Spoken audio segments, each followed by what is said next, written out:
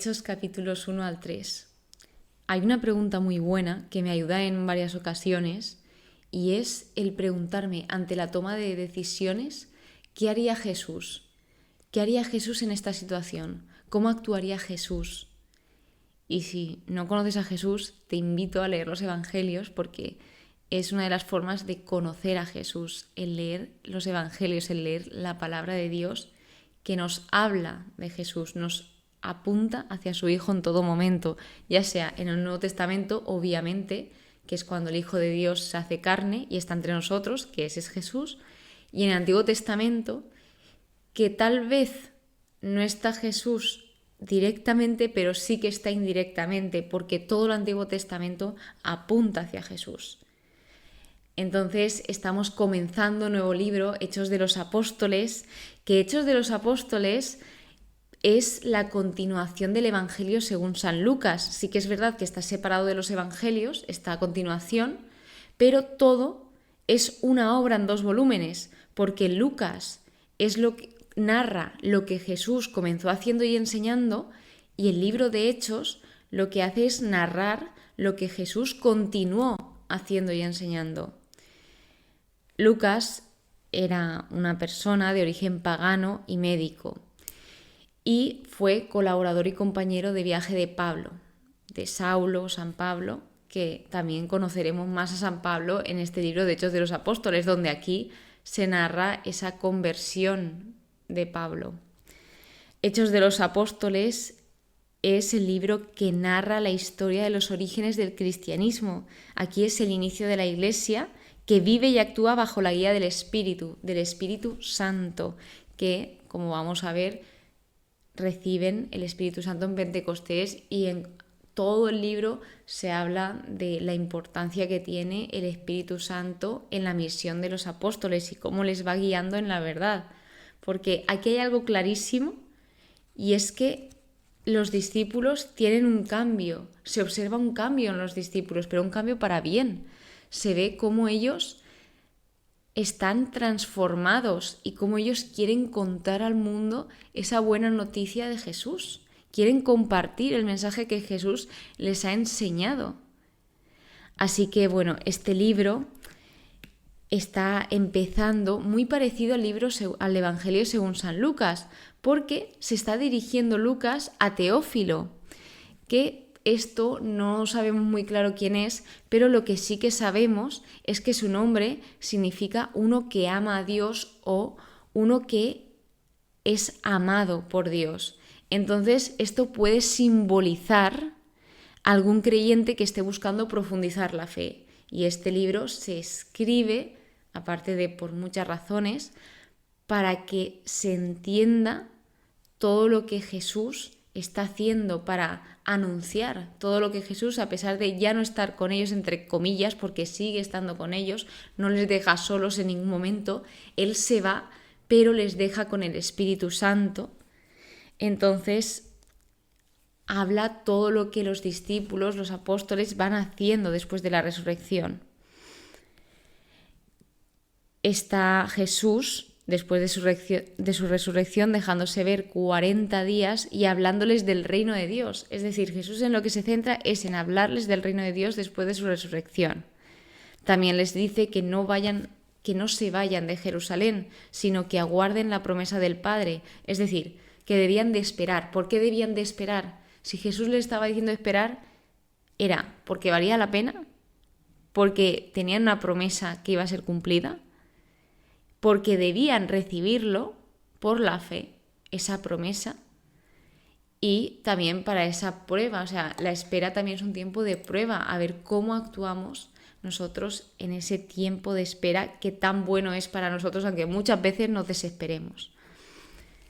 Luego está la ascensión, donde los discípulos empiezan a preguntar a Jesús, que es lógico, que si es ahora cuando se iba a establecer el reino, porque esa promesa de que el Hijo de Dios iba a ser entregado por todos nosotros, que el Cristo iba a padecer, se cumplió. Y se ve cómo la voluntad del Señor se va cumpliendo en todo momento. Así que Jesús en lo que se centra es, no tienen por qué conocer esa hora ni el día, sino que Lo que se tienen que centrar es que cuando el Espíritu Santo venga sobre ellos, recibirán una fuerza que les haría ser testigos de Él hasta los confines de la tierra. O sea, el Espíritu Santo se recibe y nosotros solo podemos recibir si queremos recibir. O sea, no vamos a recibir algo que nosotros no queramos recibir. También se les aparecen después 2 hombres de blanco, donde, claro, los discípulos cuando Jesús asciende se quedan mirando al cielo y les dicen: Galileos, ¿por qué permanecéis mirando al cielo? Que seguramente cuando habla la Biblia de hombres vestidos de blanco suelen ser ángeles. Este Jesús que de entre vosotros ha sido llevado al cielo volverá tal y como lo habéis visto marchar. Luego habla de la iglesia de Jerusalén y nos habla sobre el grupo de los apóstoles, que en este caso, en este momento en el que nos situamos, son 11, por lo que sucedió con Judas. Así que te los va nombrando y te dice que perseveraban en oración con un mismo espíritu. Ojo ahí. Entonces dices, wow, a pesar de todas las diferencias que tenían, porque en los evangelios se ve cómo los discípulos tienen sus diferencias y cómo tienen sus discusiones, sus debates. Pero en este caso aquí estaban todos unidos en mismo espíritu, en oración, estaban perseverando, que es una palabra que se destaca, el permanecer, perseverar, el estar ahí y tener esa constancia, esa disciplina. Y estaban viendo pues a ver qué iba a suceder, pero aún así confiando en el plan de Dios. Cuando van a hacer esa sustitución de Judas, Pedro estaba ante 120 personas congregadas con el mismo propósito de nuevo y decía que era preciso que se cumpliese la Escritura. O sea, que lo que sucedió con Judas sucedió para que se cumpliese la Escritura. Así que habló de que era preciso que un hombre les acompañase para que fuese testigo de su resurrección.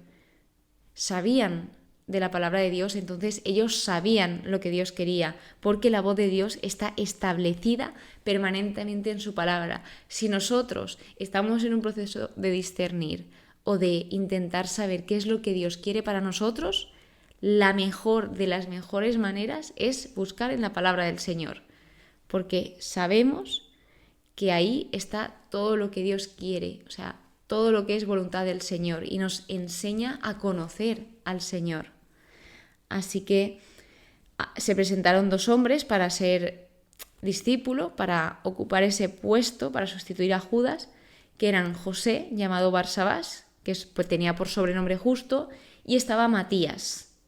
Entonces, ¿qué haría Jesús en este caso? Orar. Jesús, antes de elegir a sus 12 apóstoles, él oró. Entonces los discípulos, como conocían a Jesús, hicieron lo mismo. Oraron para esta decisión tan pero que tan importante. Y decían: Señor, tú que conoces a todos en su interior, muéstranos a cuál de estos 2 has elegido. Así que salió Matías y Matías fue agregado al número de los 12 apóstoles.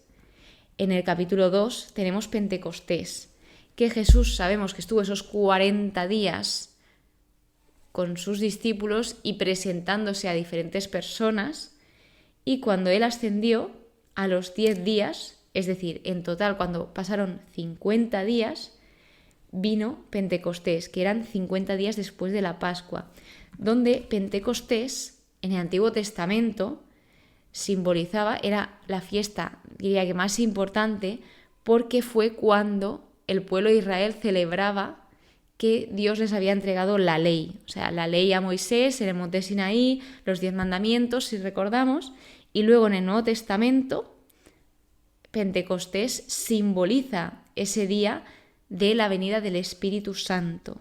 Primeramente, de nuevo vuelvo a repetir, en el Antiguo Testamento era día de primicias, era la fiesta de la siega, era la fiesta de renovación de la alianza de Dios con el pueblo.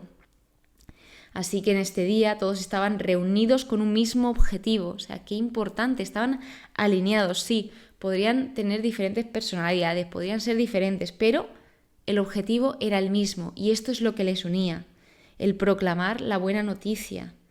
Así que una ráfaga de viento del cielo llena toda la casa y habla sobre lenguas como de fuego que se deposita sobre cada uno de ellos. Y el fuego sabemos que se refiere a purificación, entre otras cosas en la Biblia. Y aquí el fuego sabemos que quita lo temporal y deja lo duradero.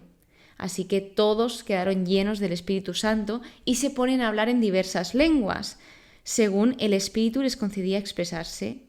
O sea, y aquí habían hombres de todas las naciones, porque en estos tiempos, en Jerusalén, pues iban muchos peregrinos a vivir estos tiempos tan especiales para ellos. Así que se llenaron de estupor porque no entendían, porque cada uno les oía hablar en su propia lengua. Así que aquí otra de las cosas que se ve es la restauración de la unidad perdida en Babel. En Babel, cuando de repente, en lugar de estar unidos, pasan todos a hablar en diferentes lenguas, aquí es todo lo contrario. Aquí, de diferentes lenguas que hablaba cada uno, vuelve esa restauración, esa unidad en la diversidad, como tanto se destaca, el que estemos unidos. Las personas decían, ¿cómo es posible que les oigamos proclamar en nuestras lenguas las maravillas de Dios? Todos estaban estupefactos y perplejos porque no era lógico, o sea, en ningún momento ellos habían aprendido esos lenguajes, esos idiomas.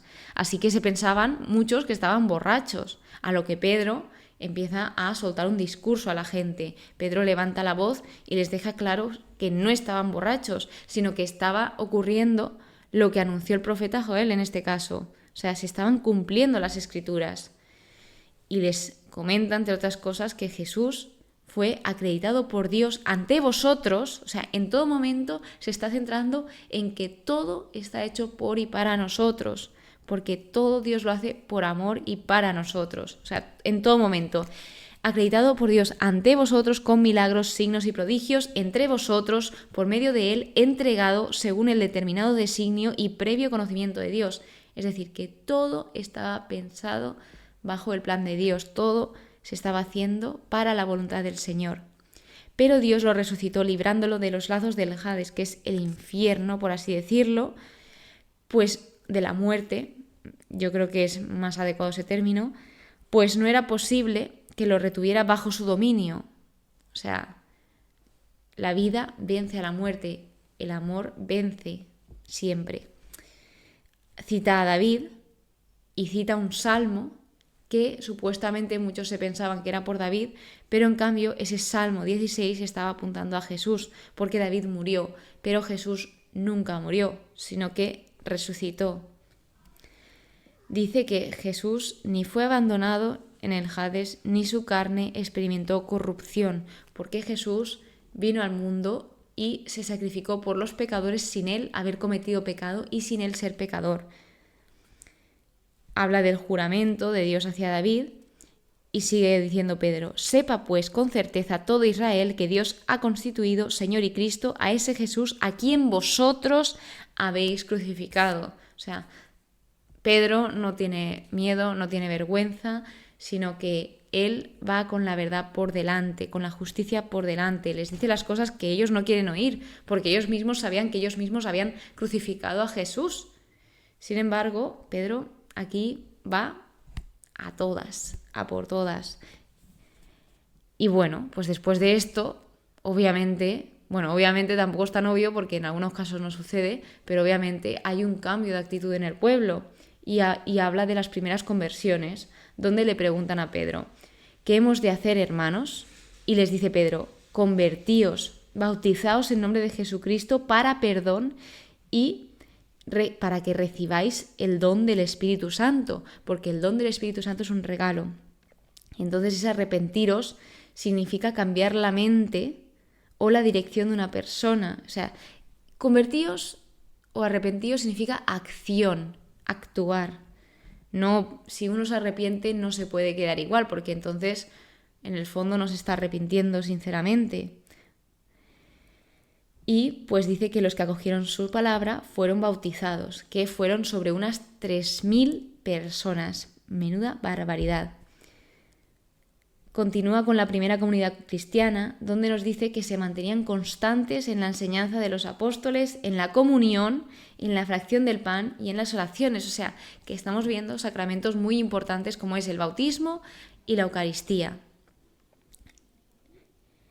Así que ese perseverar, que tanto repite, significa una fidelidad inmovible y enfocada a un cierto curso de acción. Además de que la comunión, también hemos de decir que significa compartir algo. Comunión viene de común y unión, o sea, común y unión, compartido, unidos. Habla de que había temor porque los apóstoles realizaban muchos signos y prodigios, todos los creyentes estaban de acuerdo y tenían todo en común. ¡Qué gusto! O sea, esto es una maravilla, que estuviesen todos de acuerdo, porque esto es muy complicado. Ya os digo, porque cada uno somos diferentes, tenemos un carácter, pero lo que les unía era Jesús. Acudían diariamente al templo con perseverancia y con un mismo espíritu, partían el pan en las casas y tomaban el alimento con alegría y sencillez de corazón. O sea, qué bonito que se juntasen para orar, para rezar, para conmemorar esa última cena del Señor en la Eucaristía, para recibir a Jesús en la Eucaristía como Él les enseñó a ellos. Por último, el capítulo 3 habla de la curación de un tullido, donde Pedro y Juan miran a ese tullido y se fijan en él. Es un tullido de nacimiento, ojo, y le curan. Entonces, lo que Pedro le dice es: no tengo plata ni oro, pero lo que tengo te lo doy. En nombre de Jesucristo, el nazoreo echa a andar, y fue curado.